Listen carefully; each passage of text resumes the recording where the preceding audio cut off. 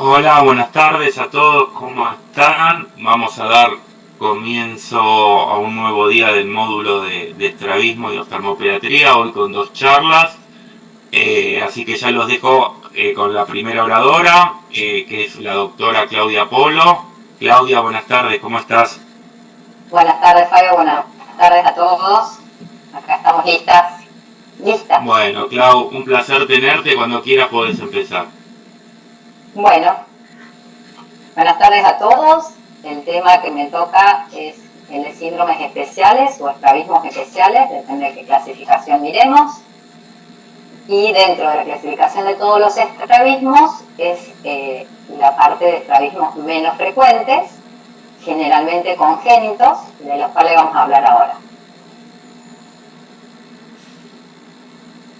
Este grupo de estrabismos son trastornos de la motilidad ocular derivados de interrupciones en el desarrollo de la motoneurona del tronco encefálico, ya que toda la inervación orbitaria proviene del mismo. Son distintos síndromes, son heterogéneos, pero su raíz, su origen es neurogénico. Va a afectar los músculos oculares y muchas veces los faciales también. Hay distintos genes mutados que se están estudiando que van a influenciar el desarrollo del tronco cerebral, deteniéndolo o alterándolo, o la orientación axonal, y de esa manera el axón del nervio afectado no se va a reunir a su motoneurona target o se va a unir a otra motoneurona, como es en el caso de la inervación aberrante. Y todos estos síndromes se caracterizan por motilidad ocular anómala. Actualmente este grupo está incluido dentro de las disgenesias congénitas de la inervación craneal, cuyo acrónimo en inglés es CCD, y hemos incluido a todos estos síndromes, a todas estas alteraciones de la motilidad ocular congénita. Está incluido el síndrome de Brown congénito, el síndrome de Duane, la secuencia Moebius, la fibrosis congénita de los músculos extraoculares, la parálisis monocular de la elevación, la ptosis congénita, parálisis del tercero o del cuarto aisladas y el Marcus Wund. Y hay una alteración de la mirada horizontal, que es la parálisis de la mirada horizontal con escoliosis, que es un síndrome específico, que está incluida en toda esta clasificación de nervaciones craneales anómalas congénitas. Cuando se afecta el nervio, el tercer nervio, el núcleo del tercer nervio, el oculomotor, va a dar origen a las fibrosis congénitas y a la ptosis congénita. Cuando está afectado el núcleo del tercer nervio o el núcleo del cuarto, vamos a tener origen a un tipo de cefeón que son el tipo 2, que ya vamos a ver a continuación. Y cuando está afectado el núcleo del sexto, podemos tener un Duane syndrome o podemos tener una parálisis horizontal de la mirada y también un Moebius. Esta es la fisiopatogenia para todos estos trastornos. Se sabe que tanto alteraciones del medio ambiente intrauterino, como puede ser una alteración circulatoria, fiebre o algún traumatismo, la ingesta de agentes teratógenos como el abortivo misoprostol, la talidomida, la cocaína, o mutaciones en estos genes específicos van a producir una alteración a nivel de desarrollo entre la cuarta y octava semana, donde se está desarrollando justamente la vesícula posterior del cerebro primitivo, donde se originan las rombómeras que van a dar origen a todos los núcleos oculomotores, a núcleos de los pares craneales y además a los que nos interesan, que son los oculomotores. Entonces, lo que se dice es que en esta etapa alguna de estas alteraciones o la combinación de ellas va a generar una digenesia romboencefálica. De esa digenesia tenemos como resultado, si hay hipogenesia o agenesia del núcleo del tronco, del tercero o del cuarto, el grupo de la fibrosis congénita. Si está afectado el sexto y el séptimo, va a dar una secuencia Moebius. Si está afectado el sexto con inervación aberrante del tercero del recto lateral por el tercero, va a ser el síndrome de Duane. Entonces, esta sería la fisiopatología en común que tienen todas. Depende de qué núcleo se ve afectado y qué fenómeno reparador ocurra, como la inervación aberrante del tercero que ocurre a nivel congénito, aparece el síndrome. Estos síndromes pueden ser aislados, pero con frecuencia también puede estar asociados a malformaciones sistémicas asociadas, por eso cuando lo vemos tenemos que pedir interconsulta con genética y con su pediatra para buscar asociaciones. En el Duane es muy frecuente la hipoacusia y hay síndromes asociados como el de Wildermann, el Okiro, que tiene alteraciones en las manos también, el Gondenham, que es el más frecuente de todos, y uno muy infrecuente, solo observable en una población nativa en Estados Unidos, que es la disquinesia cerebral basal de Tabascan con cardiopatía congénita. Bueno, empezamos a hablar por la CCD más frecuente que tenemos, que es el síndrome de Duane. El síndrome de Duane es la inervación anómala del recto lateral por parte del nervio abducens y clínicamente nos va a producir una limitación de la aducción en el plano horizontal, que puede ser la abducción o la aducción, estrechamiento de la hendidura palpebral en el intento de aducción, movimientos oculares anómalos o aberrantes, que se denominan ganchos o down shots o up shots, cuando el paciente intenta la aducción, la enoftalmización del globo al intentar la aducción, porque en ese momento se contrae tanto el recto lateral como el recto medio por la rama aberrante y hunde el ojo. Y además de todo esto, el paciente generalmente tiene un tortícolis observable en la clínica. Esto es lo mismo que les dije antes, la fisiopatología del Duane.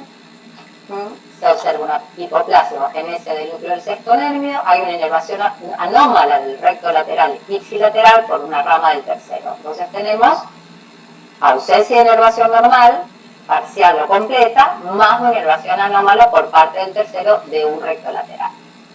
Con respecto a Duane, el factor teratogénico clave es la talidomida. Y la talidomida ya sabemos que actúa en este periodo sensible del desarrollo biológico, interactuando con la cascada HOXA, que es una cascada de marcadores biológicos y genes que están actuando en el desarrollo de las rombómeras, especialmente en la rombómera 5, donde se desarrolla el sexto núcleo. La clasificación del síndrome de Duane puede ser bastante compleja y siempre hablamos de la más fácil o la que más fácil se entiende al inicio, que es la clasificación de Huber, que es una clasificación realizada en base a hallazgos electromiográficos en pacientes.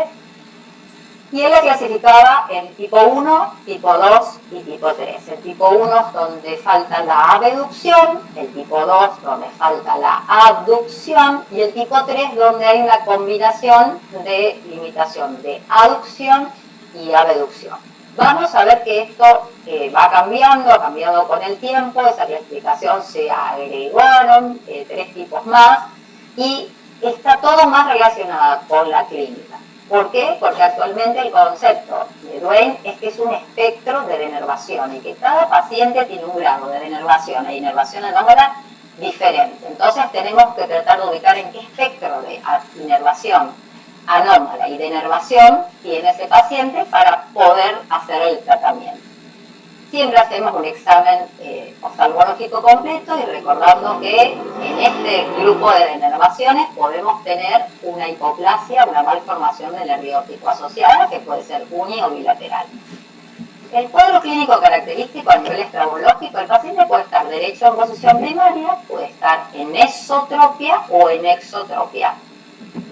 ¿Qué lo caracteriza a estos trastornos de la motilidad? El estrechamiento de la hendidura palpebral en aducción, la enoftalmización del globo en aducción, los movimientos oculares anómalas en aducción y la presencia de un tortícolis compensador que según la desviación va a ser hacia el lado del ojo sano o hacia el lado del ojo enfermo. Cuando hablamos de la clasificación de Huber, les dije que tenemos 3 tipos básicos. En realidad ahora distinguimos 6 tipos y es a los cuales me voy a referir. En el síndrome de Duane 1 y el 3 tenemos la misma base de alteración inervacional, que es la falta de inervación del recto lateral del ojo afectado por su sexto nervio. O sea, hay un recto lateral donde no tiene inervación normal, pero sí tiene inervación anómala por la rama del tercer nervio. Depende de la gradación de la inervación anómala, va a ser el cuadro clínico que vamos a ver. Entonces les voy a ir mostrando distintos patrones. Entonces, el recto lateral no tiene inervación hacia la abducción porque no hay sexto nervio. pero sí tiene inervación en la aducción junto con el recto medio por la inervación aberrante que proviene de una rama anómala. Entonces acá tenemos un chiquito en ortotropia y una en ensotropia. En ortotropia, en la mirada a la izquierda, vemos que el ojo izquierdo no pasa la línea media.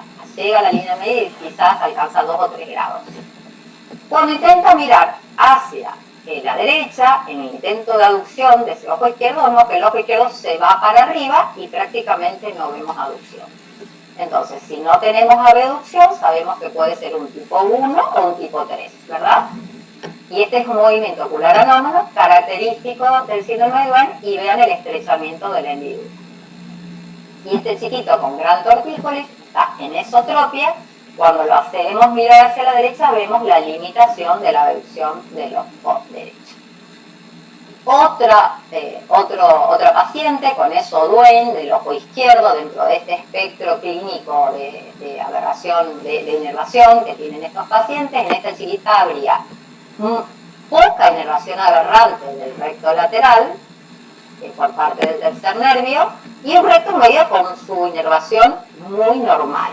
Entonces, en posición primaria lo vemos en esotropia, las miradas verticales están preservadas, y en la mirada a la derecha vemos cómo hay un leve estrechamiento de la hendidura con una leve limitación o esbozo de movimiento anómalo vertical. Y en la mirada a la izquierda vemos que el ojo no pasa la línea media. Entonces tenemos ausencia de inervación de este recto lateral por parte del nervio abducens, y esta es una manifestación de este desequilibrio inervacional que tiene justamente los dos rectos horizontales. ¿Por qué es poca la inervación aberrante? Porque hay pocos fenómenos de cocontracción. No hay tanta pelea entre las dos ramas, entre la rama aberrante del tercero hacia el recto lateral y entre la rama normal hacia el recto medio. Por eso hay pocos fenómenos secundarios. Acá hay otra gradación de alteración inervacional donde la inervación aberrante ya es mayor y el recto medio sigue con su inervación normal. Posición primaria, una leve esotropia, mirada arriba, mirada abajo, preservada. Y en la mirada a la derecha vemos que ese recto lateral no tiene ningún grado de inervación normal porque no se mueve. Pero ¿qué pasa en el intento de aducción? Vemos mayores fenómenos secundarios, mayor retracción palpebral, enoftalmización del globo y mayor efecto de upshoot. Esto nos habla de que esta inervación aberrante que tiene el recto lateral está actuando cuando lleva el ojo hacia la aducción y se cocontrae junto con el recto medio, produciendo mayor cantidad de estos fenómenos secundarios asociados al síndrome de Duane. ¿Cómo tratamos a estos pacientes? Bueno, vamos a tratarlos de acuerdo a lo que encontremos. Ya está adelantada esta diapositiva, así que la voy a saltear y vamos a ir a hablar del tratamiento al final. Después tenemos otro patrón de síndrome de Duane, que es el Duane 3. Yo se los puse el 1 y el 3. Este sería el extremo más grande de alteración de la inervación aberrante a nivel de la rama anómala que va al recto lateral y la rama del tercero. Tenemos que esas dos ramas son prácticamente iguales, producen vectores que se anulan. Entonces los pacientes generalmente están en ortotropia en posición primaria, tienen fenómenos secundarios en forma de X, patrones en X, y cuando mira a la derecha ven que el ojo está inmóvil, cuando mira a la izquierda hay una leve, 2 grados de reducción, o sea que hay un ojo relativamente inmóvil. ¿Por qué? Porque estas dos ramas de inervación, la normal del tercero y la anómala hacia el recto lateral, tienen el mismo monto en fuerza, en inervación. Entonces se anulan. Este chiquito, especialmente, lo que más le molestaba justamente eran estos fenómenos secundarios del ojo blanco, del gran upshoot que produce. Entonces, es una de las indicaciones de cirugía. Operamos a los chicos con Duane cuando tienen tortícolis o cuando tienen estos fenómenos desfigurantes que realmente les producen bastante molestia y disconfort porque miran hacia un lado y el ojo desaparece prácticamente. Para este tipo de alteraciones de la motilidad, de upshoot, hacemos una técnica especial de cirugía, esa es la división del recto lateral del ojo afectado con el retroceso. Y el resultado, fíjense, limitamos un poquito, hasta acá, pero no se hunde tanto el ojo, se ve el globo, no queda blanco, que era lo que más le molestaba a este chiquito. Y acá se ve cómo se separa el recto lateral y se retrocede. Esto alivia los fenómenos de motilidad ocular vertical anómala que genera la cocontracción del recto lateral y del recto medio. Este sería el tipo 2, dentro del tipo 2 generalmente son Duanes con exotropia y donde el recto lateral tiene una inervación subnormal del sexto nervio, pero tiene una gran inervación anómala de la rama del tercer nervio. Se distinguen dos cuadros. El cuadro de exotropia, un Duane en exotropia, que cuando mira hacia la aducción, el ojo no tiene aducción, pero cuando mira hacia la abducción, hay una abducción generalmente incompleta. El tortícolis generalmente va hacia el lado del ojo sano. Esta es otra chiquita que está en exoduene, como ven acá, mira a la derecha y fíjense la limitación que tiene de la aducción, no pasa la línea media, en cambio tiene una abducción normal. Entonces el desequilibrio inervacional está caracterizado por un recto lateral que tiene sexto nervio, pero tiene mucha inervación aberrante. Tanta inervación aberrante que no deja que este ojo se vaya a la aducción. Le gana a la rama normal del recto medio, que es una rama subnormal. Como que el recto lateral se llevó casi toda esa inervación. Y también tiene generalmente patrones en X. Haciendo un retroceso del recto lateral grande, bastante grande, se consigue aliviar el tortícolis y la exotropia en posición primaria. Y como ven acá, esa aducción, como disminuimos la fuerza del recto lateral, alteramos el desequilibrio de la cocontracción, entonces la paciente puede generar aducción y sin limitar tanto la abducción como a veces tenemos miedo. Cuando buscamos las resonancias en estos pacientes, encontramos el recto lateral, a veces en otra posición y a veces hipotrófico. Y el cuadro donde mayor relevancia tiene la inervación anómala a nivel del recto lateral con inervación normal de su núcleo abducen es la abducción o divergencia sinergística. Es un chiquito que tiene un gran tortícolis que fija con el ojo en la abducción y cuando lo hacemos mirar hacia la derecha, el ojo izquierdo, el ojo Duane, va hacia afuera. Y esto es lo que se denomina divergencia o abducción sinergística. O sea, en el intento de aducción, no solo no se congela, no solo no va a la aducción, no solo queda en el centro, como en el patrón anterior, sino que se va para afuera. Y como ven en las fotos, esto lo tiene desde que nació. Este es el patrón del chico, esta es la alteración inervacional, una gran inervación aberrante por la rama anómala del tercero al recto lateral, que también tiene inervación por su sexto nervio. Entonces fíjense, acá va a la izquierda, la versión está normal, en posición primaria está en exotropia y cuando mira a la derecha hay mayor abducción que nunca. Es como si estuviese mirando hacia la izquierda. Esta es la divergencia sinergística. Y fue descrito un patrón a nivel de la resonancia magnética de estos pacientes, como el recto lateral tiene doble inervación, se observa, especialmente en los cortes coronales, un patrón de recto lateral arriñonado, como si la compartimentalización normal del recto lateral, que tiene un componente superior y un inferior, además está alterada y por eso el recto lateral también es más grande. Chiquito se operó, se le hizo un gran retroceso del recto lateral, a veces hay que hacer una fijación a perioste para retomar la autotropia en posición primaria y anular el tortícolis. Y mejorar la divergencia sinérgica sin anularla del todo, porque si la anulamos del todo puede pasar que se vaya también para el otro lado. Esto es lo que les hablaba de las alteraciones a nivel de los rectos laterales en este tipo de Duane, que es la divergencia sinergística.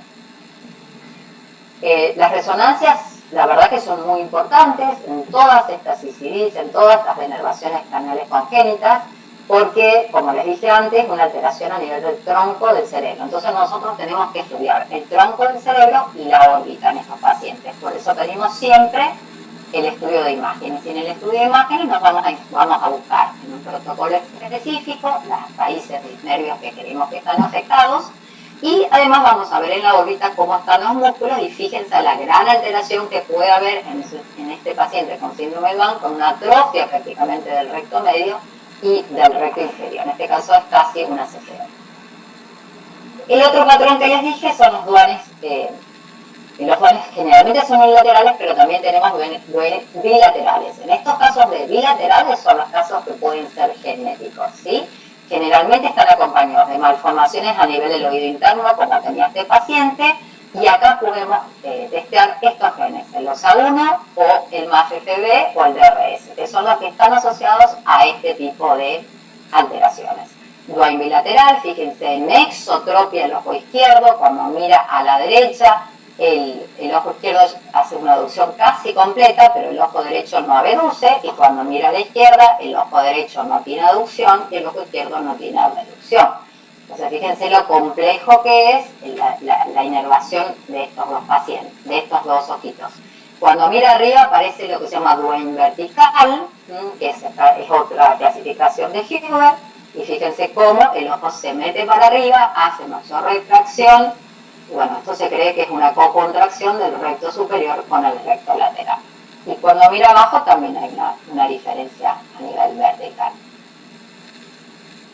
Además de las alteraciones asociadas, hay malformaciones congénitas asociadas a síndrome de Duane que tenemos que descartar siempre, especialmente en los casos bilaterales, como el meningocele o alguna diplegia espástica. Pero también puede tener alteraciones en la visión de los colores, síndrome de Klippel-Feil, distrofias oculares asociadas, hipoplasia del nervio óptico unilateral. En el albismo cutáneo también podemos tener Duane, y, como les dije antes, el más frecuente de todos de los síndromes, que es el síndrome de Golden.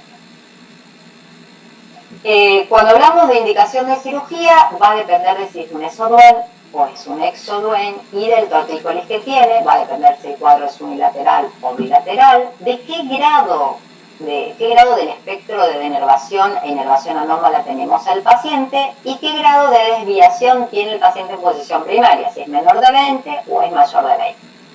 En general, en las esotropias hacemos un retroceso no mayor de 5 milímetros del recto medio del ojo Duane, que según la desviación en posición primaria podemos agregarle además una transposición, siempre que no tenga tantos movimientos verticales anómalos, porque las transposiciones pueden generar mayor restricción en ese aspecto.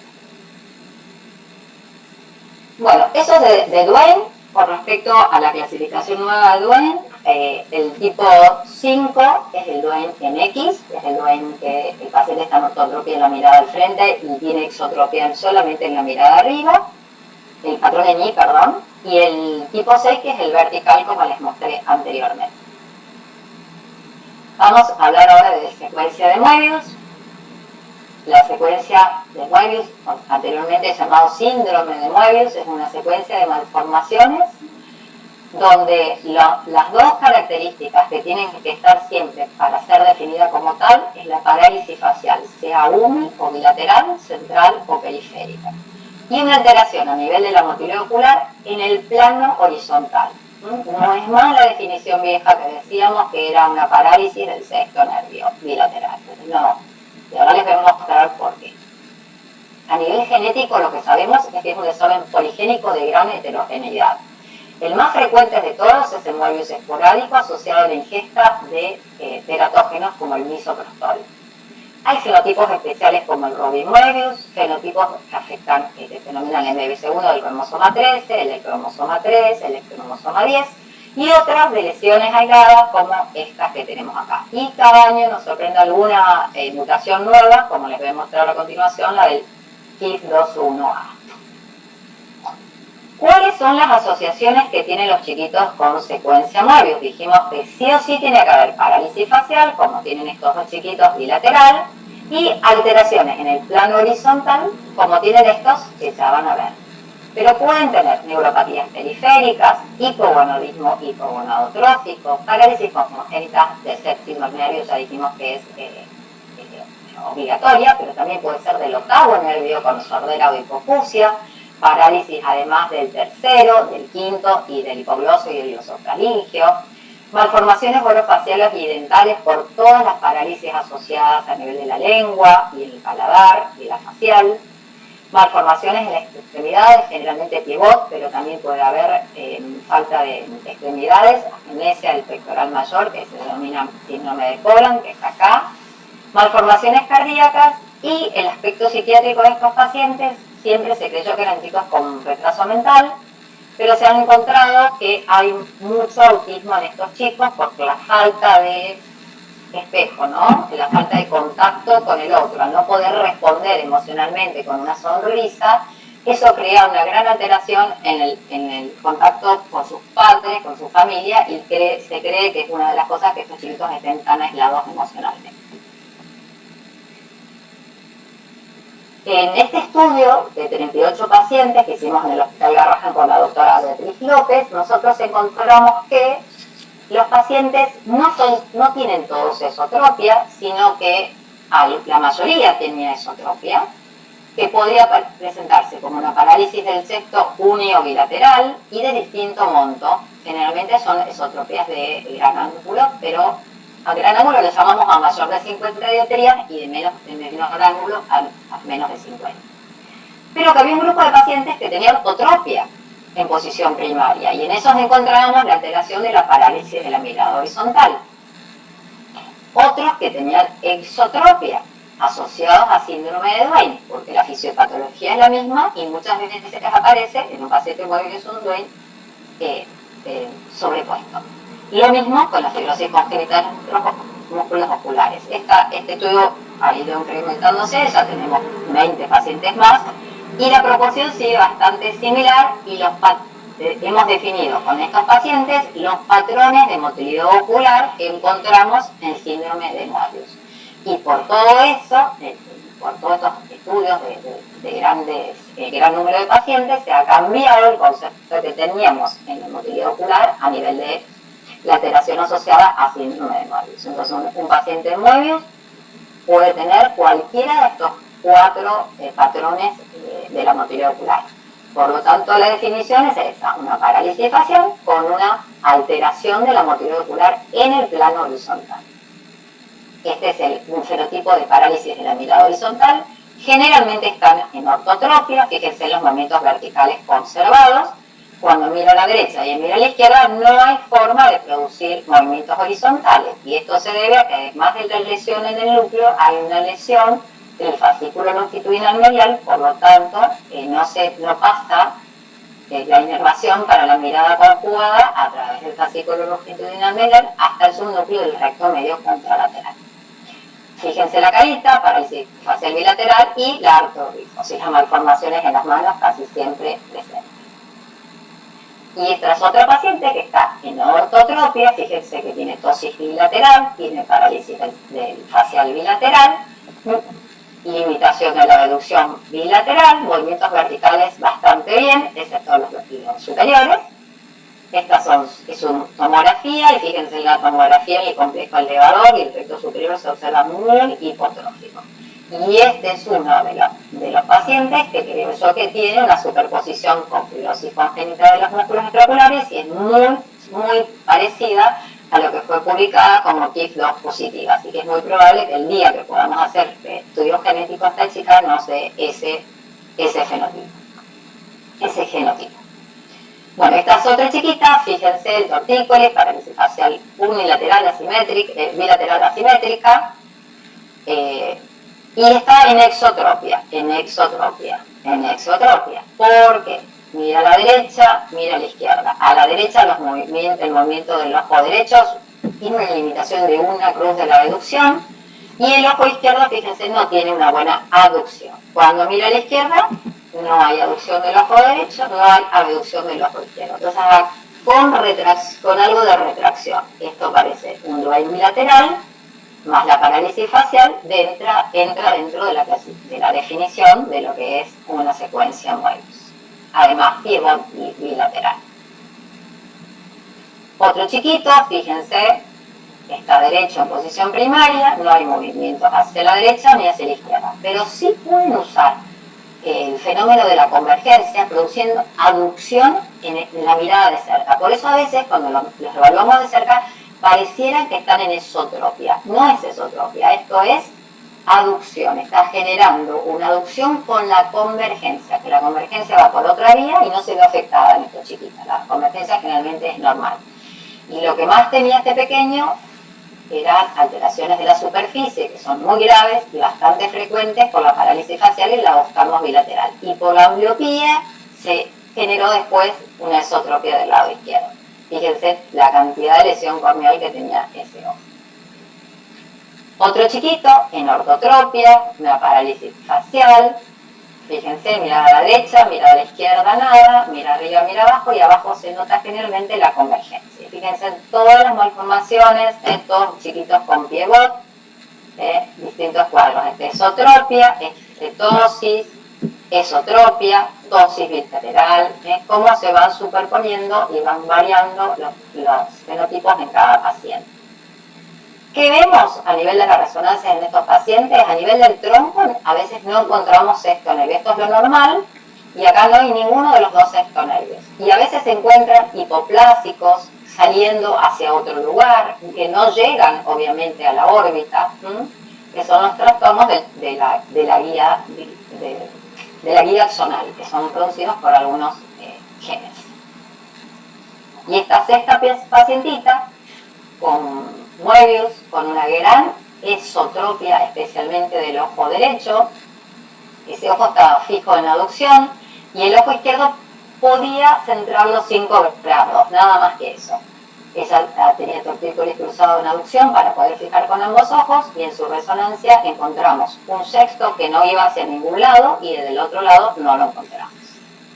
Además de la órbita, también está alterado el romboencéfalo, está alterado el tronco, por lo que les hablé antes, porque todas estas son digenesias a nivel del tronco. En este caso, la paciente tiene hipoplasia de bulbo raquídeo y vermicerebeloso con asimetrías craneofaciales, fíjense lo que es este cráneo, y siringobulbia. Les hablé de la secuencia de Poland, que es la genesia del pectoral y del mismo lado, una alteración de la mano bastante severa, asociada a parálisis facial y a veces a estrabismo por la parálisis facial. Entonces, en la secuencia de Moebius asociada a Poland, hay síndrome de Moebius con ausencia parcial o total del músculo mayor, es con una anomalía de la mano homolateral, es uno de cada 20 a 30.000 recién nacidos, y es exclusivamente unilateral.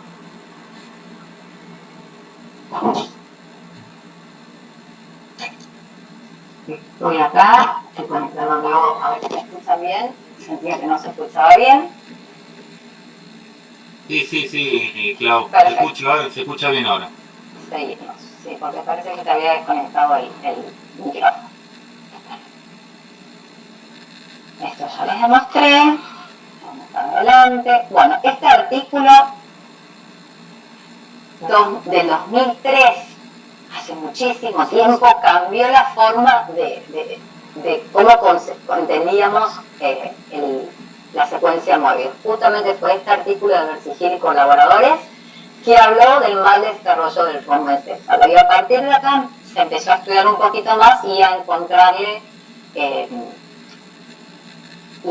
otro entendimiento al síndrome, y no definirlo exclusivamente como una parálisis del sexto y del séptimo. Ahora la cosa es más amplia, aprendimos mucho más de las distintas investigaciones genéticas y de los distintos fenotipos de Moebius, y en el entendimiento viene seguramente la forma de intentar ofrecerle un mejor tratamiento a estos pacientes. Estos pacientes tenemos primero que todo protegerlos de la ambliopía, que está asociada generalmente a las alteraciones de la superficie producidas por el oftalmo de la parálisis facial congénita, así que una vez que lo diagnosticamos de bebé, tienen que empezar con lágrimas. Para el estrabismo, para los que están en nexo o en esotropia, el objetivo de la cirugía es lograr un alineamiento en posición primaria para mejorar el tortícolis del paciente, pero no le vamos a dar movimiento a estos ojos porque no tenemos nervios.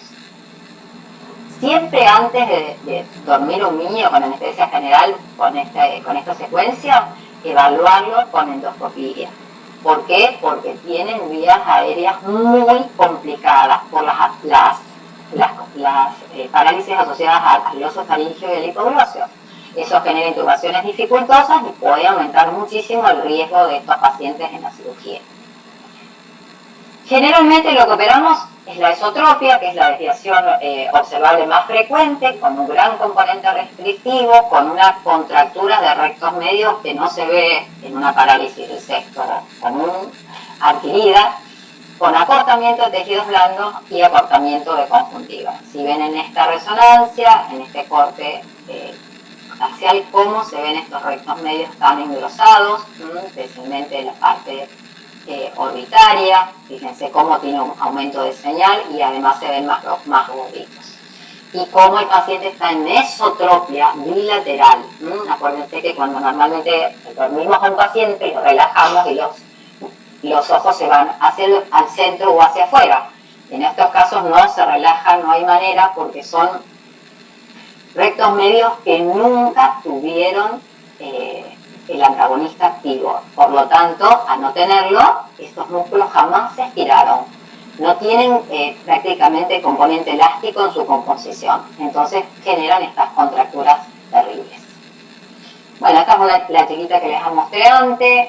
Es uno de los fenotipos con más complicaciones de los pacientes que tengo.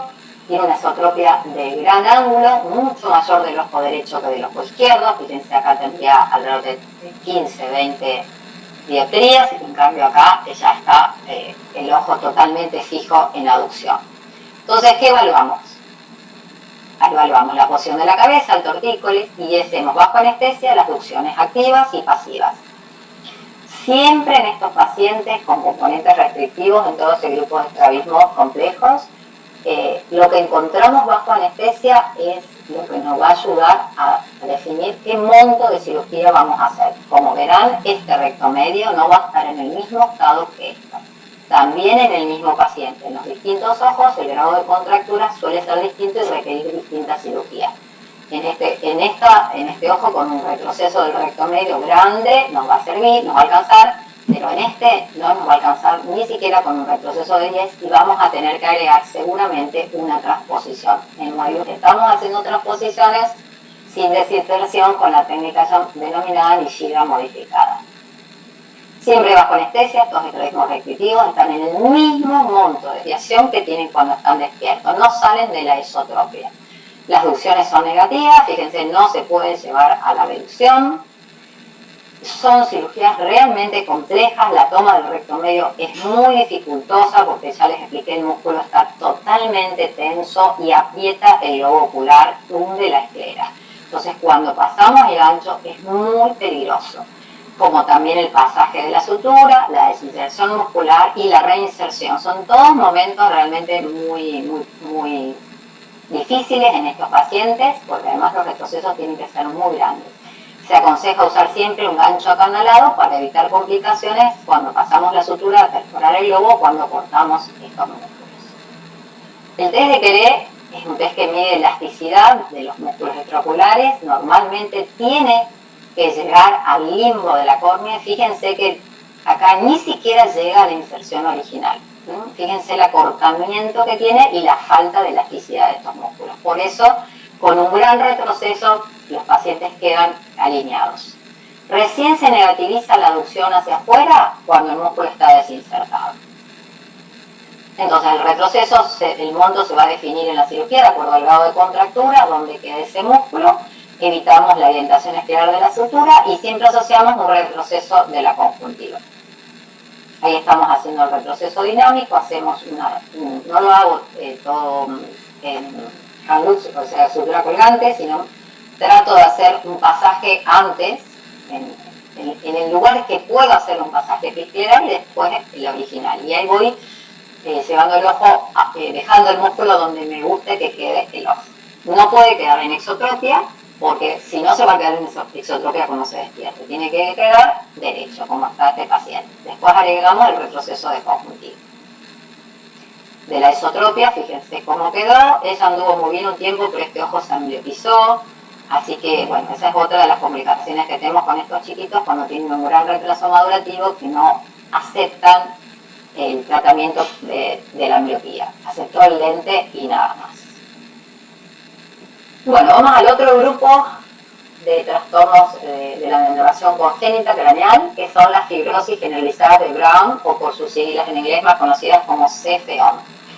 Se trata de un grupo de oftalmoplesias congénitas con ptosis, que no son progresivas, que algunas son familiares, donde vamos a encontrar generalmente compromiso de los rectos verticales por compromiso de las ramas del tercer nervio que afecta el recto superior y el elevador del párpado, y también a veces del cuarto nervio. Fíjense este recto superior tan atrófico, y esto es lo característico en una resonancia en un corte sagital de estos pacientes. Si vemos los cortes coronales a nivel de la órbita, lo normal que tenemos que observar es esto, y sin embargo en las FO, especialmente en la tipo 1, fíjense que tenemos todos los músculos afectados, inclusive el nervio óptico. Esta es una de las pacientes que les voy a presentar. Fíjense qué chiquitos los rectomedios, los rectos inferiores están bien, el recto lateral está perfecto, pero los rectos superiores casi no se ve el oblicuo y los nervios tampoco son muy grandes.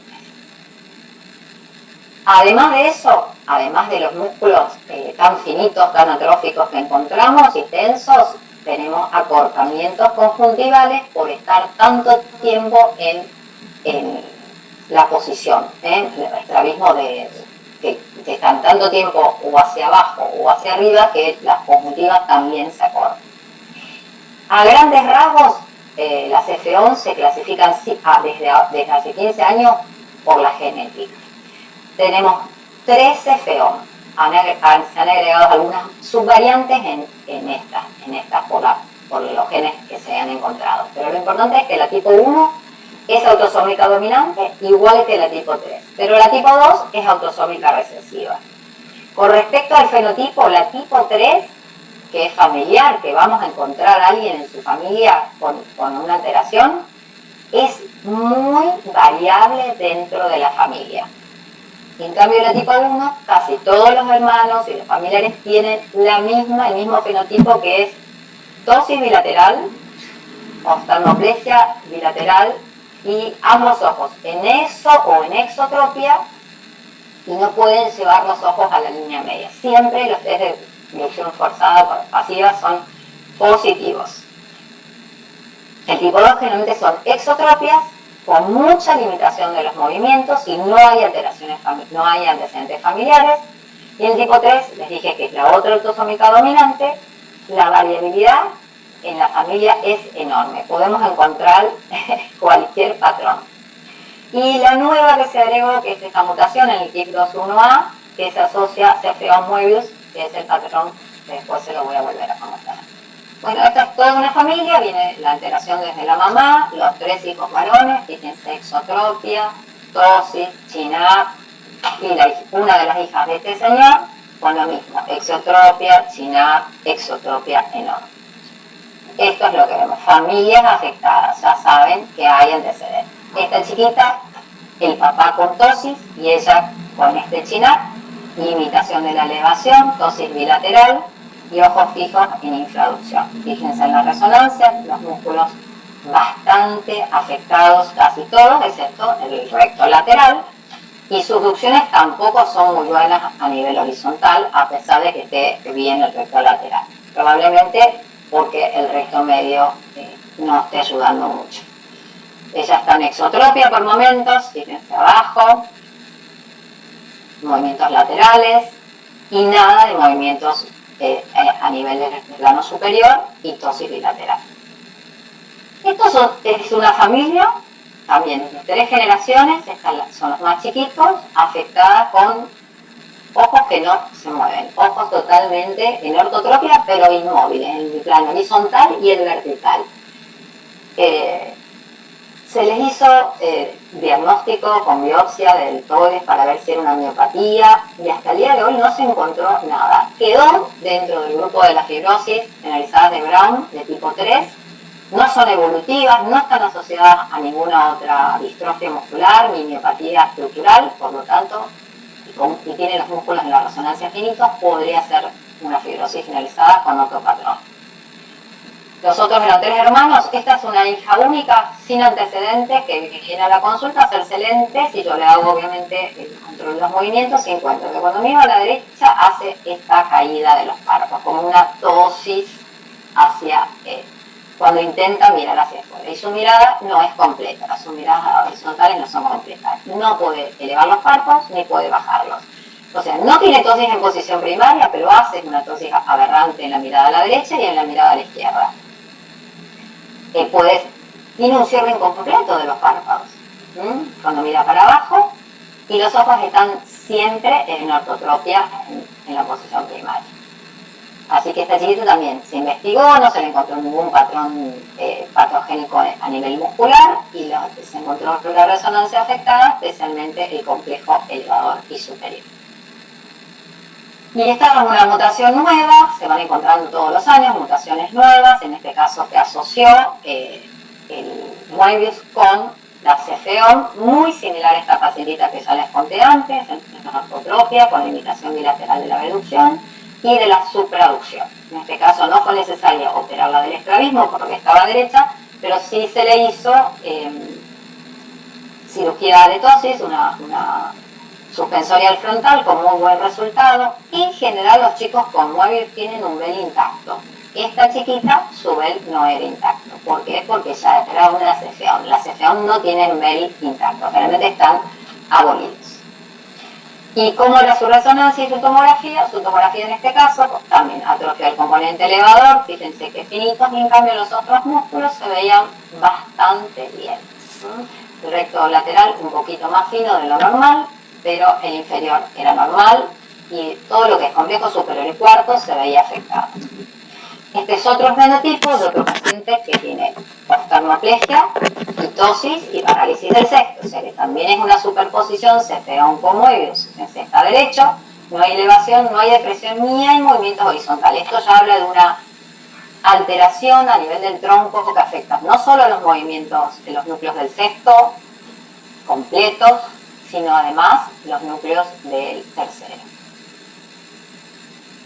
Y esta es otra chica que podría ser una cefeón de tipo 2 porque no tenía alteraciones familiares, antecedentes familiares, que estaba en un chin-up extremo porque sus ojos estaban fijos en infraducción con una tosis masiva también, que generalmente es producida por la hipotrofia, pero también por la fijación en infraducción. Si mirábamos la resonancia, tenía alteraciones a nivel del cerebro y fíjense lo que era el complejo elevador prácticamente inexistente. Se podía ver recto medio, recto inferior y recto lateral. Su cerebro presentaba un cuadro compatible con polimicrogiria perisilvana bilateral, que es uno de los hallazgos en este grupo de cefeón. La posición de los ojos bajo anestesia es la total infraducción del bilateral. Y bueno, las cirugías son también muy complejas, los músculos son sumamente tensos, acortados, hay que hacer retrocesos enormes.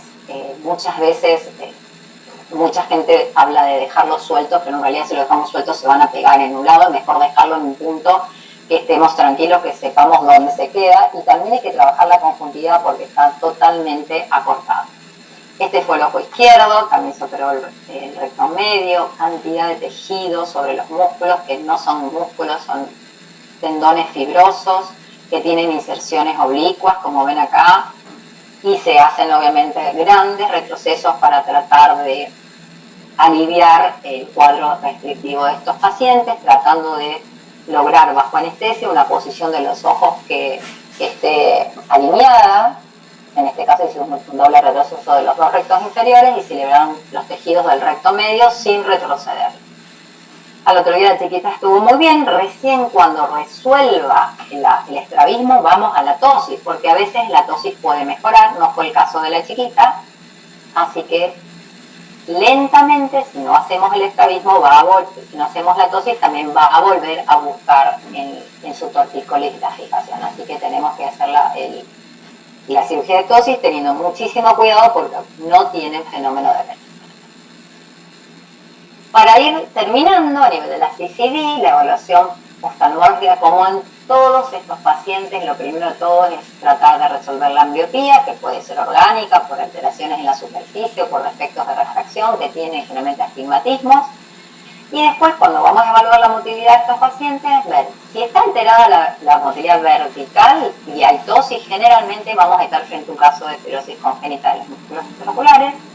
Y si está alterada la motilidad horizontal, puede ser un síndrome de Duane y si tiene asociada parálisis facial, un síndrome de Moebius. Y la presencia de tortícolis, que es lo que va a definir también el tratamiento que se le va a hacer a ese paciente. Así que les agradezco mucho, esto fue todo, si hay alguna pregunta me lo hacen saber. Muchas gracias. Gracias, Claudia. No hubo preguntas mientras estuviste hablando. Aprovecho ahora para ver si alguien le quiere hacer alguna pregunta a la doctora. Aprovecho ahora.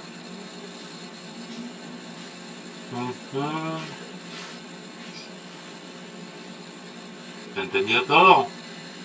¿Parece? Como alguien dice, o se entendió todo, no se entendió nada, ¿no? Una de dos. Una de dos. Bueno, Clau, si no hay preguntas, te dejamos en libertad. Bueno, muchas gracias, Fabio, muchas gracias por la No, invitación, espero gracias que a se vos, haya cuídate entendido. mucho, Claudia. Chao, Gracias. chao. Chao, beso. Bueno, ahora vamos a esperar que entre la doctora Selter, que tiene ahora las 8, y continuamos, ¿sí? Esperen unos segunditos hasta que la doctora entre. Gracias.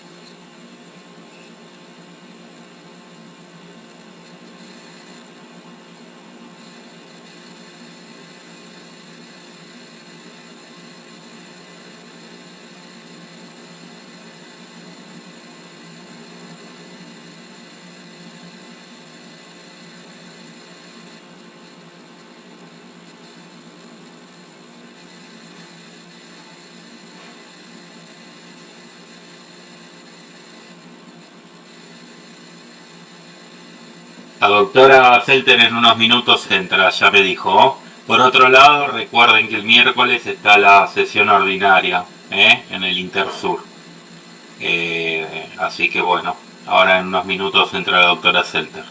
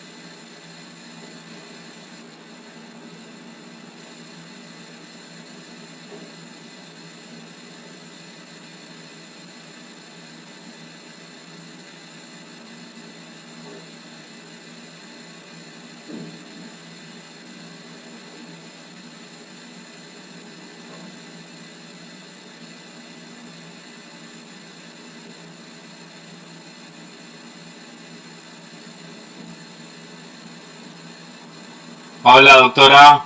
Hola, acá estoy. Ay, por favor, discúlpeme. No, por favor, doctora, estamos Espere en que voy a compartir tiempo. pantalla. Ok, ok. Espere, espere, Los espere. alumnos ya están en línea, así que tranquila, doctora, tranquila. ¿Cómo hacía para compartir? El botón verde de compartir de pantalla ahí en el Sí, ahí me Zoom. aparece share. Ahí se ponga. Ahí está. Pero ¿cómo me voy al Ahí está, escritorio? ya estoy viendo su máquina, doctora. Vaya al ¿Qué? PowerPoint ahora. Yo ya estoy viendo su máquina. Estoy viendo lo que usted está viendo. Está Ahora bien, abra el pero ahora ¿cómo hago? PowerPoint. Ahora abro esto. Eso sí. Ahí estoy Yo estoy abriendo el viendo su. PowerPoint. Estoy viendo lo que usted ve, yo veo, doctora. Ya está compartiendo pantalla, así que abra directamente el Bueno, a ver. PowerPoint. Bueno, espere que se me abra. Sí, sí, sí, ya estoy viendo. A ver. Ahí está. Póngala en presentación. Ahí está. Ahí Listo. estamos. Ya está. Ya estamos. Bueno, espéreme un segundo porque encima me refrié. No, Ah, está bien, un doctora, segundo. no se preocupe. Ana, tráigame un vasito de agua. Un líquido. Sí, sí, no. Listo. Bueno, cuando usted me dice, largamos. Cuando usted quiera, doctora, ya están los alumnos ¿Se me en línea escucha cuando usted bien? quiera. Bueno, Se escucha listo. perfecto. Bueno, ¿qué tal? Buenas noches. Yo soy Marta Selter, del Hospital de Niños, del Hospital de Niños Ricardo Gutiérrez. Yo me voy a referir al tema de leucocoria, que es uno de los temas a veces más complicados de la oftalmopediatría. Ay, no, perdón. Entonces, ¿cómo definimos leucocoria? La leucocoria es la presencia de un reflejo pupilar blanco. Y habitualmente cuando hablamos de leucocoria no nos referimos a las cataratas, sino que habitualmente es patología retrocristaliniana, vitreoretinal. Cuando nosotros vemos un paciente con una leucocoria, perdón, pero recién terminé de atender y desde las 3:30 de la tarde que no paro de hablar. Nos referimos a globos oculares con un severo compromiso, con mal pronóstico visual, en los cuales es muy importante poder hacer el diagnóstico diferencial entre ellos, entre las distintas patologías, y básicamente con una que es el retinoblastoma, en el cual no solamente está severamente comprometida la visión de ese ojo, sino que también puede estar comprometida la vida del paciente. Entonces, empezamos con la cronología de la semiología de cualquier enfermedad con el motivo de consulta. ¿Por qué consulta un paciente con leucocoria? Bueno, lo más común es que los papás nos traigan a un chiquito que nos diga, veo un reflejo blanco. A mí hace un par de años me dijeron, vengo por ojo de gato, que es lo típico de seguramente buscaron en el Google, pero en general consultan porque le ven una manchita blanca. A veces la leucocoria la detectamos nosotros porque los papás, bueno, acá se ve también la leucocoria, pero a veces consultan también por estrabismo. O sea, cuando ustedes ven que un chico chiquito, 2, 3 añitos, empieza a desviar un ojo, sobre todo una exotropia, eso debe ser asumido casi como una urgencia. Lo primero que hay que hacer es el fondo de ojo para detectar que ese paciente no tenga estrabismo en el ojo afectado por haber perdido la visión de ese ojo. Y en los 3 primeros años siempre el retinoblastoma debe estar presente. La otra opción es cuando un chico tiene un nistagmus, en este caso sería un nistagmus de búsqueda, producido por una severa ambliopía o amaurosis, digamos que en este caso con un compromiso bilateral. Ahora vamos a ver que la mayoría de las patologías son unilaterales, pero en ocasiones también hay otras que son bilaterales. Otra cosa que podemos tener es una celulitis palpebral. Esto se ve en caso, por ejemplo, de los retinoblastomas en regresión espontánea, hacen un cuadro similar a una endoftalmitis y podemos tener un edema de párpado que remite a un cuadro de celulitis palpebral.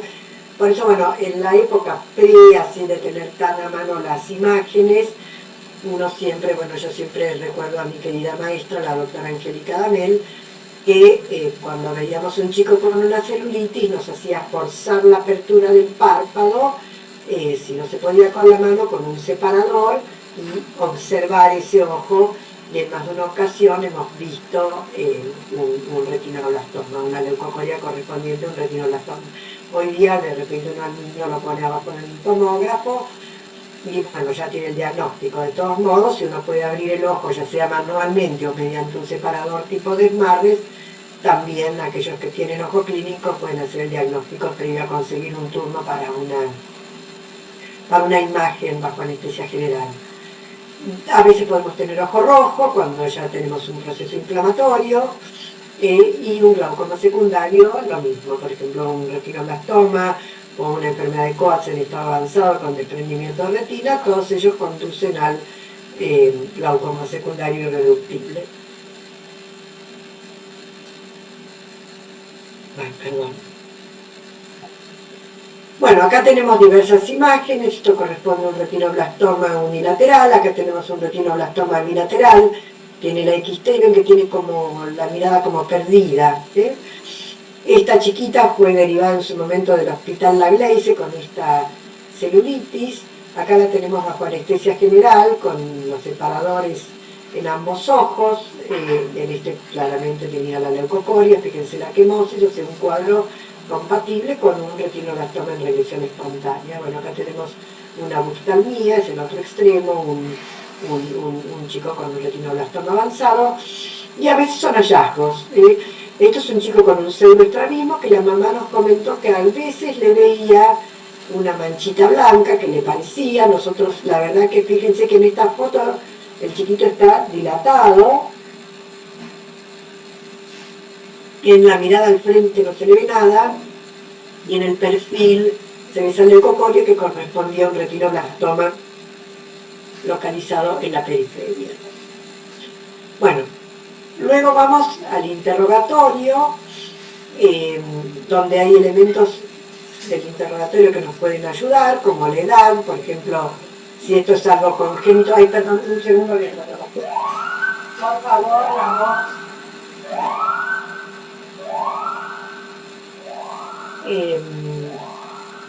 La edad, por ejemplo, si esto es un bebé recién nacido, podemos pensar en, bueno, y hay antecedentes familiares, podemos pensar en un retinoblastoma hereditario, o podemos pensar, si es muy bebito, en un vitrio primario.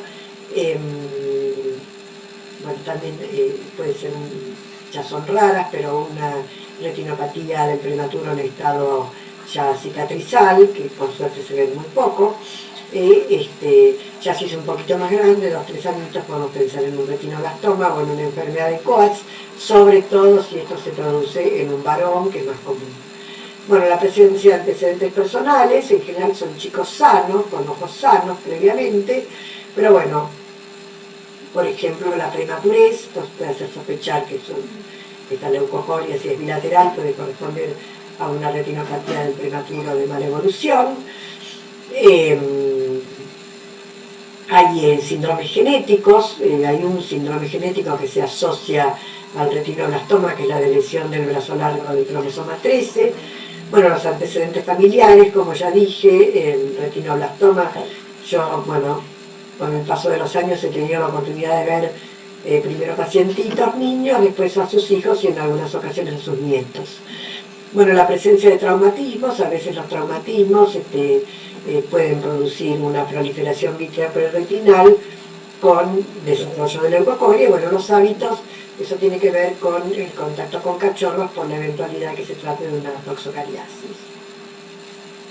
Entonces, luego vamos al examen oftalmológico, en general uno revisa al niño en UPA del brazo de su mamá, así que vamos a ver la leucocoria. Yo pongo acá siempre los gatos porque en general los papás lo describen como el ojo de un gatito. La extensión, si es, abarca toda la pupila o parte, si es únido, si es bilateral, si existen manifestaciones oculares asociadas, como puede ser una microoftalmía que nos puede orientar a pensar en un vitrio primario, o sistémicas, como ya les dije, a veces hay un síndrome también de Wager, que es una sigla que incluye el coloboma de retina, y que puede cursar con leucocoria, manifestaciones sistémicas también, como esto, el síndrome del cromosoma 13 o este síndrome que abarca múltiples malformaciones, incluido el coloboma de retina. En general, estas patologías se ven en ojos sanos de chicos sanos. Luego vemos el examen bajo anestesia general, donde vamos a ver la biomicroscopía del segmento anterior, vamos a ver la córnea, la cámara anterior, por ejemplo. En general son córneas transparentes, un retinoblastoma se puede extender a la cámara anterior, podemos ver tracción de los procesos ciliares en un vítreo primario o una catarata.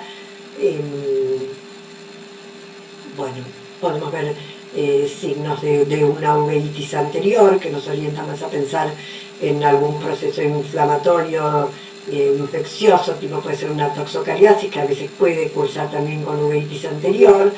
Luego tenemos la tonometría, cuando tenemos una presión ocular elevada, en general son casos muy graves, casi siempre los glaucomas secundarios asociados a estas patologías muy frecuentemente van a la enucleación. Siempre ante la duda uno enuclea cuando no puede descartar el retinoblastoma, y muchas veces uno enuclea porque son chicos que vienen con cuadros de ojo ciego doloroso, con glaucomas irreductibles, que no nos queda más que la enucleación, aunque a prima facie tengamos la casi seguridad de que no se trata de un retinoblastoma. Y luego la oftalmoscopia indirecta, donde vamos a ver la lesión. Bueno, acá tenemos, por ejemplo, después vamos a volver sobre este caso, esta chica tenía una catarata con atalamia, después vamos a ver lo que era. Acá tenemos esto que es un vítreo primario, esto es una foto sacada por mí bastante mala, pero bueno, con una catarata. Acá tenemos distintas formas de presentación de un retinoblastoma. Esto es como una cucharada de crema, ven que acá no se ve nada, es un retinoblastoma que crece hacia la cavidad vítrea, es un retinoblastoma endofítico. Este es un retinoblastoma exofítico con desprendimiento de retina lobulado, como decía la doctora Damel, un desprendimiento en nalga. Yo recuerdo una vez una concurrente del servicio me llamó por teléfono, me dijo, le puse el obvio a un chico y estoy viendo un culito. Es exactamente así como se ve. Y esto, fíjense que más que leucocoria, es una xantocoria, es más bien amarillento, no es blanco rosado, pero tampoco es tan fácil de diferenciar. Esto es un desprendimiento de retina asociado a la enfermedad de Kovacs. Ahí se ven todos los vasos, acá se ven los vasos de la retina, pero estos son vasos dilatados patológicos. Y esta es otra foto también bastante mala sacada por mí, pero si se llega a ver ahí otra cosa que uno puede ver, una manifestación asociada, es un coloboma de iris, y en el fondo de ojo podemos tener el coloboma de retina. Bueno, ahí tenemos diversas imágenes. Esto es un absceso de retina, esto es una enfermedad de Kovacs con exudados. Acá tenemos una forma mixta. Esto es un desprendimiento de retina endofítico con áreas de desprendimiento de retina. Esta chica tiene 25 años, la portadora de este ojo, me vino a ver el otro día, curada. Esto es bastante difícil de diferenciar de un retinoblastoma en un estadio inicial. Esta imagen corresponde a una toxocariasis. Esta está con penachos así que salen del nervio óptico, es una imagen característica de fibras de mielina. Aquí tenemos el famoso coloboma de retina que está en línea con la papila, y fíjense que tenemos un retinoblastoma en estado inicial, digamos, no es algo tan distinto de esto, así que mucho cuidado. ¿Cuáles son los exámenes complementarios? La ecografía A y B, fundamental. Tomografía computada casi ya no hacemos, porque si bien es muy útil, dado que el retinoblastoma se caracteriza por la presencia de calcio y tenemos densidad ósea, despide mucha cantidad de radiación, y si tenemos un niño con un retinoblastoma de tipo genético, hereditario, podemos inducir más mutaciones y podemos bueno, generar nosotros, ya sea la aparición de otro retinoblastoma o otros tumores con la irradiación que le estamos generando. Bueno, esta es una ecografía con una imagen así como un tallo, esto corresponde a un vítreo primario. La ecometría también es importante, por ejemplo, si sospechamos una persistencia del vítreo primario, son ojos de tamaño pequeño. Bueno, la ecografía básicamente nos sirve para el diagnóstico diferencial con el retinoblastoma, donde vamos a ver calcio, picos de alta reflectividad y sombra acústica. Y ahí tenemos las imágenes típicas.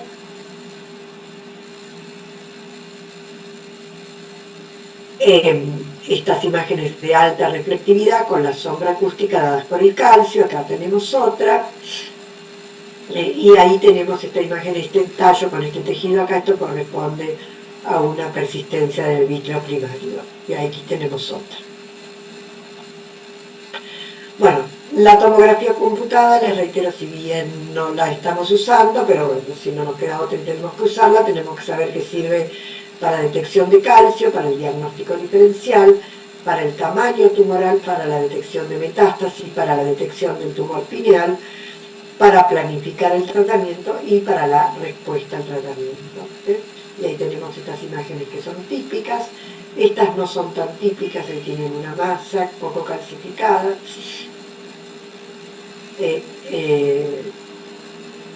Aquí tenemos otro y ahí tenemos un tumor pineal.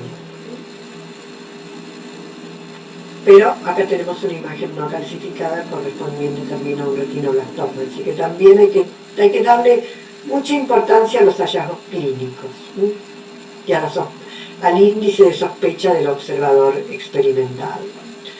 Bueno, la resonancia básicamente nos permite nuevamente el diagnóstico diferencial, un poco la extensión del tumor y también para la estadificación, para planificar el tratamiento.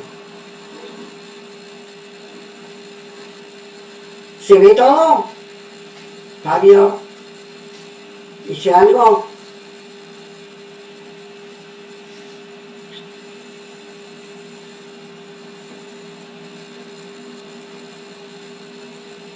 Bueno, el retinoblastoma, entonces, ¿cuándo lo vamos a sospechar? En un niño de recién nacido hasta 3 años, puede ser una patología unio bilateral. Ay, perdón.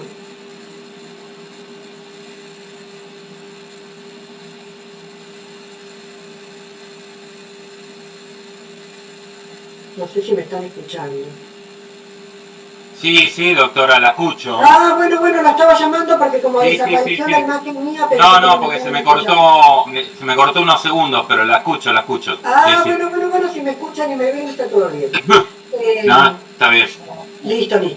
Entonces, ¿cuándo sospechamos el retinoblastoma? En un niño recién nacido hasta 2 o 3 años, unio bilateral, ojos de tamaño normal, salvo que esté en un estadio muy avanzado, una masa retrocristaliniana calcificada, eso es lo que se ve en la ecografía. En estadios avanzados podemos tener un glaucoma secundario, cuadro similar a una uveitis, eso se ve por ejemplo en lo que se llama el retinoblastoma difuso, y cuando son cuadros muy avanzados, signos de enfermedad diseminada. Aquí tenemos varios. Esta nenita fue un hallazgo casual, vino para un control de la hermanita, y ya que estaba, vea la otra, y apareció una asimetría en la pupila, y cuando la vi dilatada tenía el tumor. Este otro, unilateral, bilateral, y este chico, estos son los 2 ojos del mismo paciente, este con un tumor endosfítico, que lo pudimos salvar, y este con un tumor exofítico con desprendimiento total de retina, que fue a la enucleación.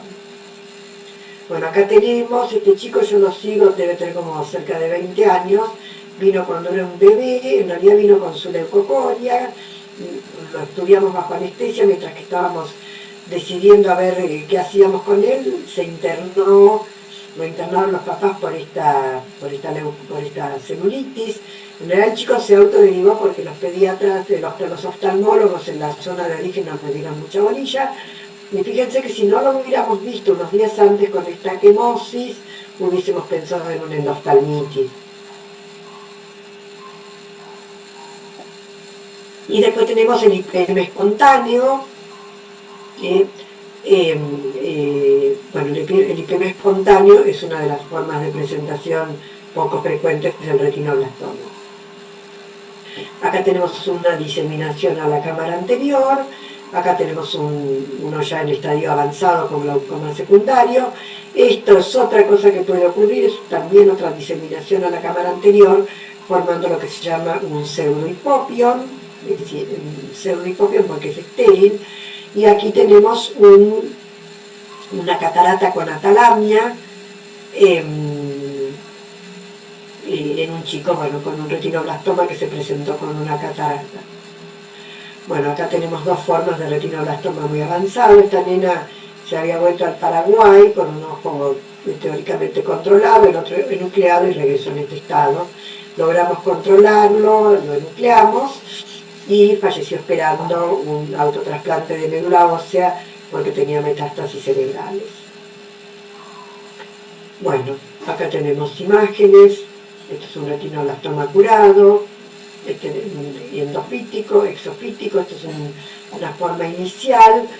Esto es un retinoblastoma tratado, que la leucocoria no se va, pero queda esta imagen en queso cottage. Y esta es la imagen del tratamiento de esa chica que yo les dije antes, que vino con 25 años, se liberó la papila, y bueno, ahí se ve el tumor, la retina prácticamente atrofiada, y estas áreas de desprendimiento pericapilar, pero bueno, logramos salvarlo. Bueno, vamos a la otra causa de toxocariasis, que es la de leucocoria, que es la toxocariasis ocular, que se produce por la ingesta accidental de huevos de toxocara. Esto puede provocar manifestaciones sistémicas, lo que se llama la larva migrans, y en general los que van que provocan manifestaciones sistémicas no provocan manifestaciones, digamos, las que van al ojo directamente. Y ahí la toxocariasis ocular puede tener uveitis anterior, papilitis, neuroretinitis. Cuando entran al ojo a través de las arterias, de la arteria central de la retina, se va a la periferia, da el cuadro típico del granuloma periférico, y cuando entran por las arterias ciliares posteriores, generalmente se localiza en papila y mácula. Bueno, este era mi caniche, que nunca tuvo toxocariasis. Entonces, las formas de presentación son el granuloma periférico, granuloma del polo posterior.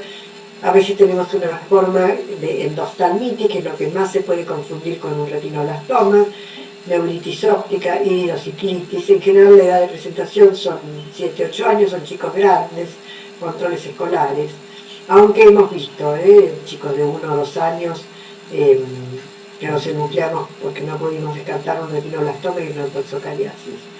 Una patología unilateral se basa en el diagnóstico de sospecha y en el test de ELISA, habitualmente con hemograma normal.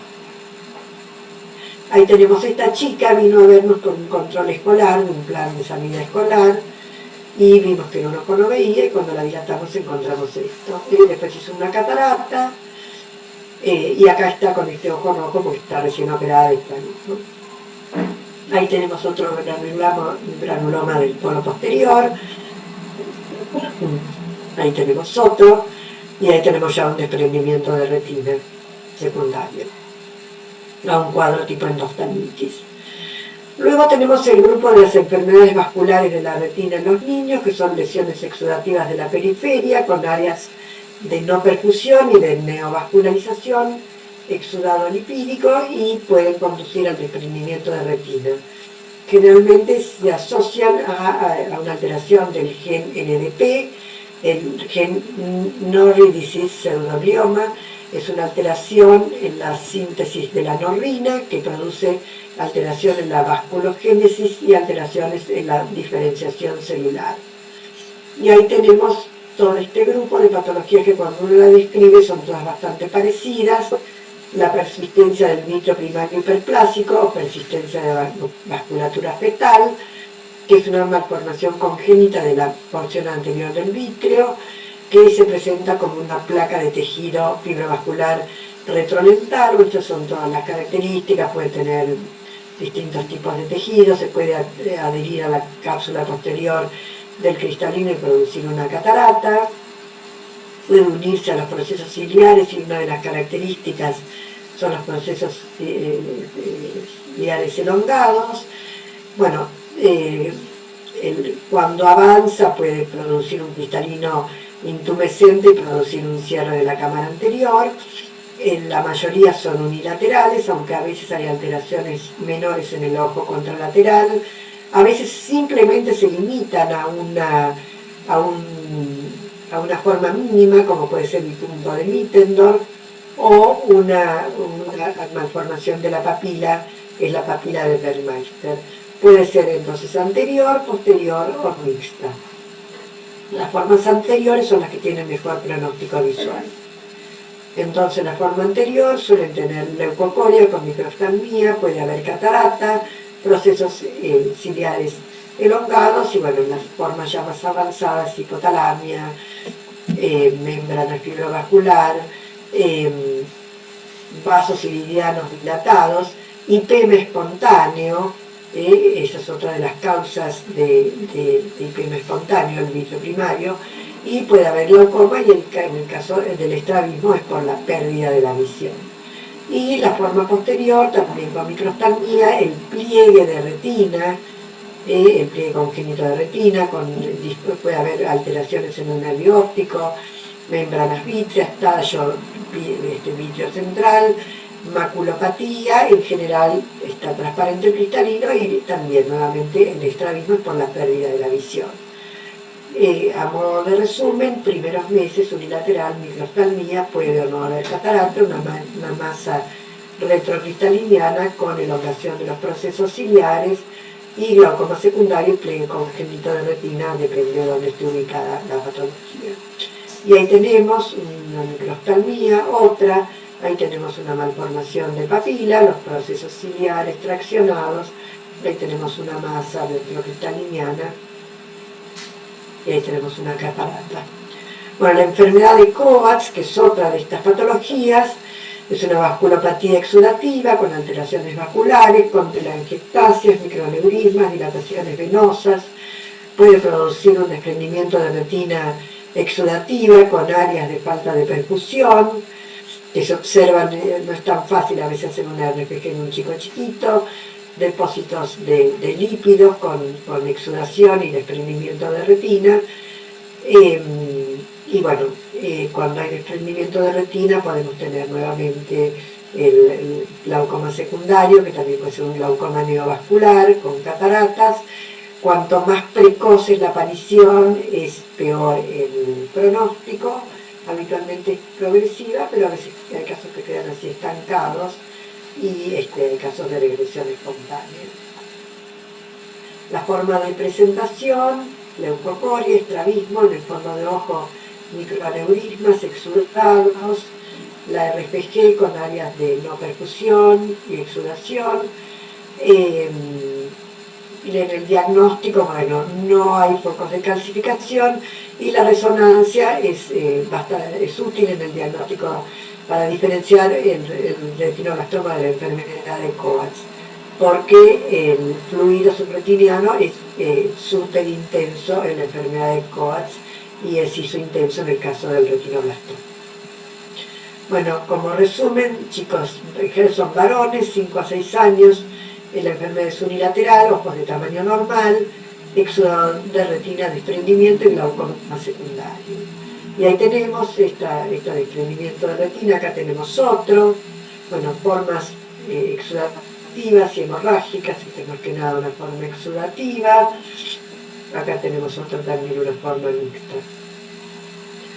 Bueno, la retinopatía del prematuro es una patología que gracias a Dios se ve muy poco, nos estamos refiriendo a lo que yo veía mucho cuando empecé la oftalmopediatría, que es la patología asociada a la retinopatía del prematuro, los estadios cicatrizales, estadios 4 o 5 con desprendimiento de retina, donde nos traían los bebés por nistagmus de búsqueda, patología bilateral, ojos de tamaño normal o microstálmico con la masa retrolental, hipotalamia, zonas de atrofia de iris, sinequias anteriores, posteriores, y la hipotonía por el desprendimiento de retina. Bueno, ahí tenemos este chiquito, este ya un chico grande con trastornos psiquiátricos.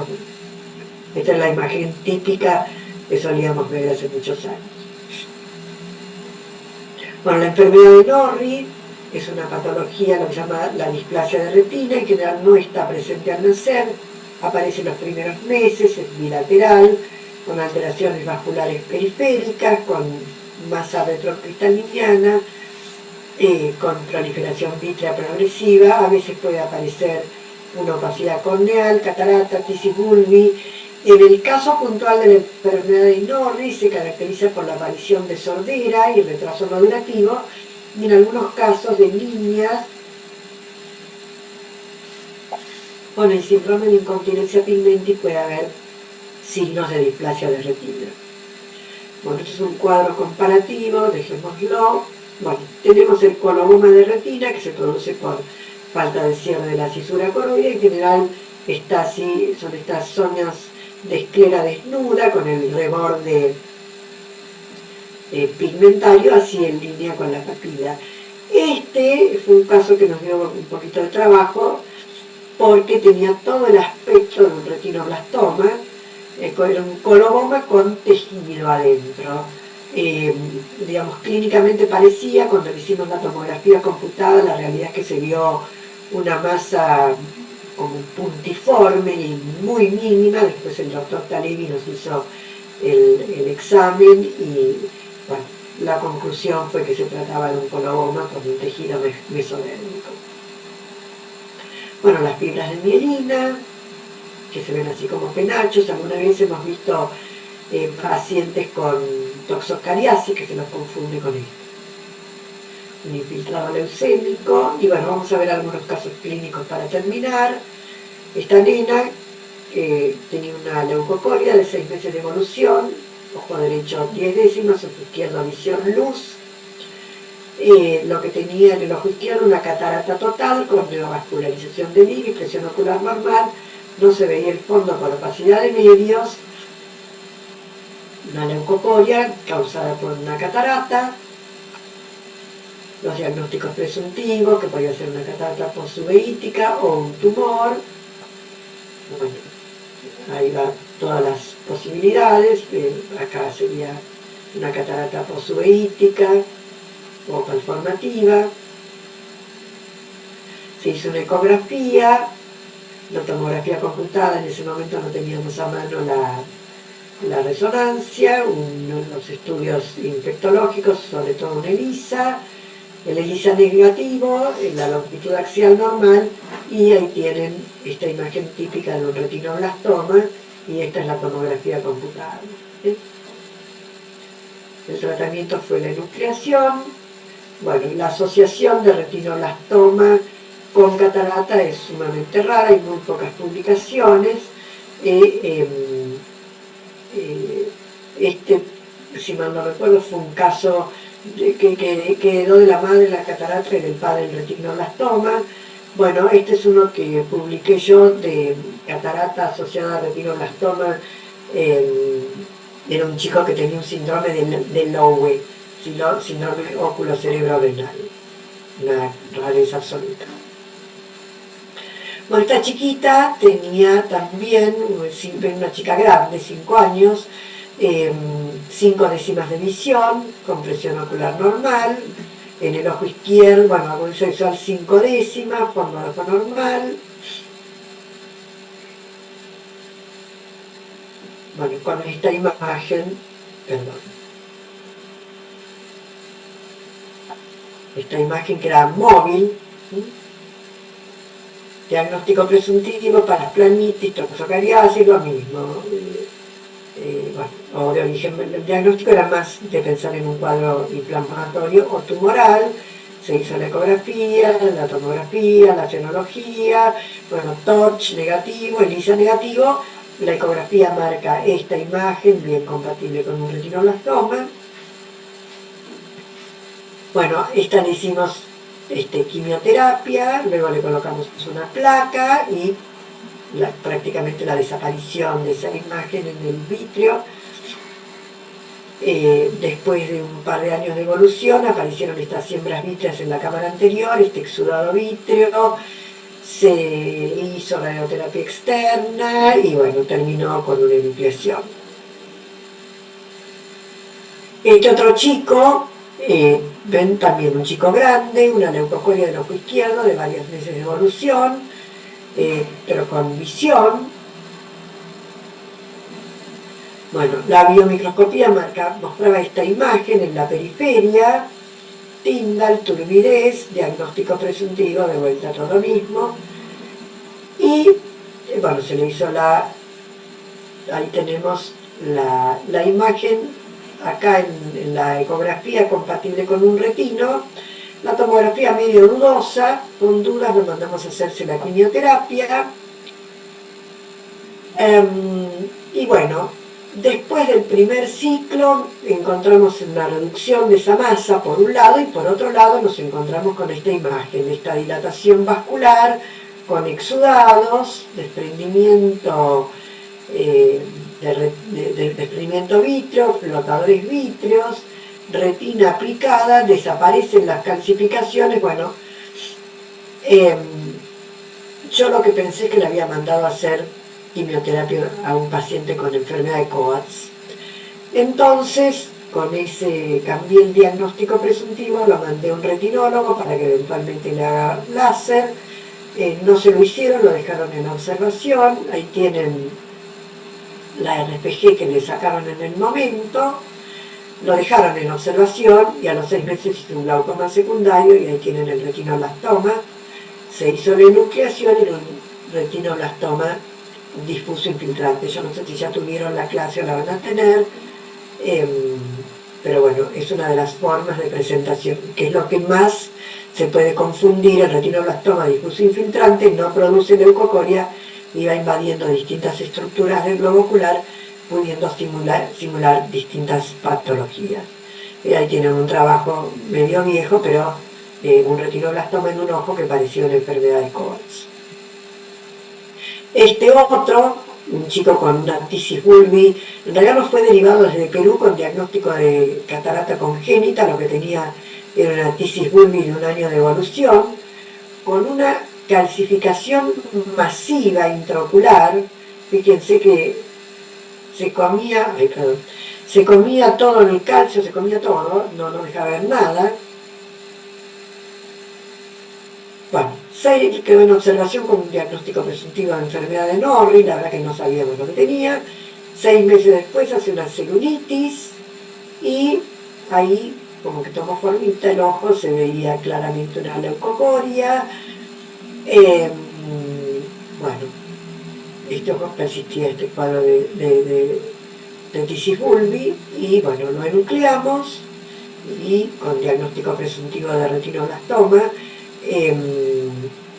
Lo tuvieron que tener como 20 días en un medio de calcificante, si mal no recuerdo, EDTA, porque no podían cortar el globo ocular para estudiarlo porque era una piedra. Así que era un retinoblastoma osificado y calcificado, así que bueno, procedimos en la enucleación del otro. Así que como conclusión, son enfermedades de mal pronóstico visual, de los cuales es muy importante el diagnóstico diferencial entre ellas, los hallazgos clínicos, el índice de sospecha en manos de un observador experimentado. Una cosa les quiero decir siempre, sobre todo ni que hablar si se trata de un ojo ciego y doloroso, frente a la imposibilidad, que cada vez es menos posible, digamos, porque cada vez tenemos métodos complementarios más sofisticados, pero todos hemos patinado alguna vez con un examen complementario no compatible con un retinoblastoma y que después uno por la sospecha lo enucleó. Siempre creo que los hallazgos clínicos son lo más importante. A mí me pasó, si yo me hubiera basado en un examen clínico de un chico, hubiera dejado un retinoblastoma sin tratar, porque era un caso medio dudoso. Y por el contrario, la primera vez que yo presenté una enucleación de un paciente que lo enucleamos con diagnóstico de retinoblastoma y que no fue. Era un paciente, yo era recién iniciada, así que todos los que sabía, la doctora Damel, el doctor Manciti, lo vieron al bebé y dijeron, esto no es un retinoblastoma, pero vino una ecografía diciendo que era compatible con un retinoblastoma. Y me recuerdo como que el informe de la ecografía decía, se sugiere la enucleación. Así que lo nucleamos y terminó siendo una enfermedad de Coats en un bebito. Así que el hallazgo clínico en manos de un observador experimentado. Y ante la imposibilidad de descartar 100% un retino, es preferible nuclear un ojo con una patología benigna y no dejar un tumor sin su tratamiento. Y otra cosa importante es que si no ve estos casos que uno no está muy seguro, la otra opción, que es lo que he hecho yo en los años de hospital, es, señora, si usted me va a poder traer a su hijo todas las veces que yo le digo, aunque sea a las 4 de la mañana, y usted va a venir, yo el ojo se lo dejo. Si usted se tiene que volver al medio del campo y no se compromete a volver, yo el ojo se lo saco. No me voy a quedar con la duda. Así que bueno, un poco también tiene que ver con la posibilidad de seguimiento de ese paciente.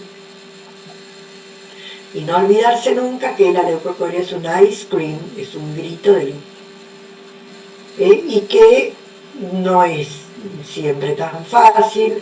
Ahí tenemos un Coats, un retino, una toxocariasis, y fíjense que los cuadros son casi iguales. Esto es otro retino, esto es otro retino, no, esto es un vitrio primario, perdón, y esto es una toxocariasis. Así que, y son y a veces tenemos que rompernos el cráneo y, bueno, hasta llegar al diagnóstico presuntivo y proceder al tratamiento. Y nada más, muchas gracias. Perfecto, doctora. ¿Alguna Bueno. pregunta que le quieran hacer a la doctora antes de finalizar?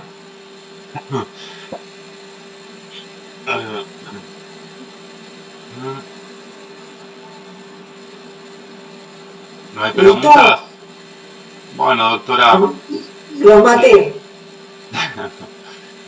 Doctora, gracias como siempre. No, gracias a usted.